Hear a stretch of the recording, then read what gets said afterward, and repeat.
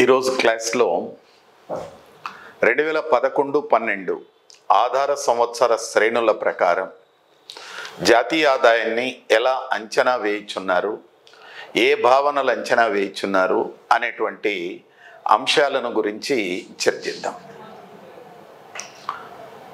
మొస్పి అంటే ministry of statistics and programme implementation వారు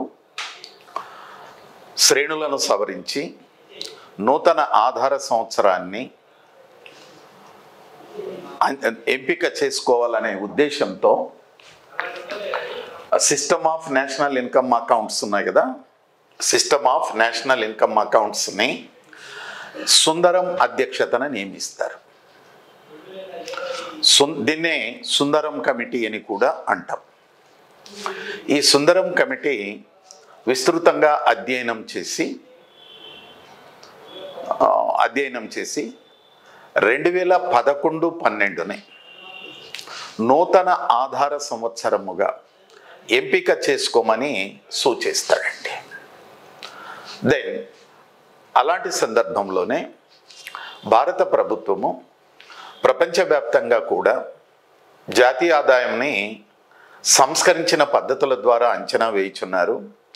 సాంప్రదాయ పద్ధతుల ద్వారా ఎందుకు అంచనా వేయాలా అనే విషయంపై then IMF, UNO, world bank, Eurostat వాళ్ళ యొక్క సలహాలు సూచనలు తీసుకొని నూతన పద్ధతుల ద్వారా జాతీయ ఆదాయాన్ని అంచనా వేయడం ప్రారంభించినారు. 2011-12 ఆధార సంవత్సరపు శ్రేణుల ప్రకారం జాతీయ ఆదాయాన్ని అంచనా వేయడానికి ఆర్థిక సంవత్సరాన్ని 4 అడ్వాన్స్డ్ ఎస్టిమేషన్స్గానే విభజించినారు. ప్రతి అడ్వాన్స్డ్ ఎస్టిమేషన్స్ అంటే 3 నెలలకు ఒకసారి అడ్వాన్స్డ్ ఎస్టిమేషన్స్ అంటారు. 3 నెలలకు ఒకసారి జాతీయ ఆదాయపు గణాంకాలను వెల్లడి చేస్తారండి. 4 అడ్వాన్స్డ్ ఎస్టిమేషన్స్కి కలిపి ఒకసారి నేషనల్ ఇన్కమ్ అకౌంట్ సిరీస్ అనే బులెటిన్ రూపంలో విడుదల చేస్తారు.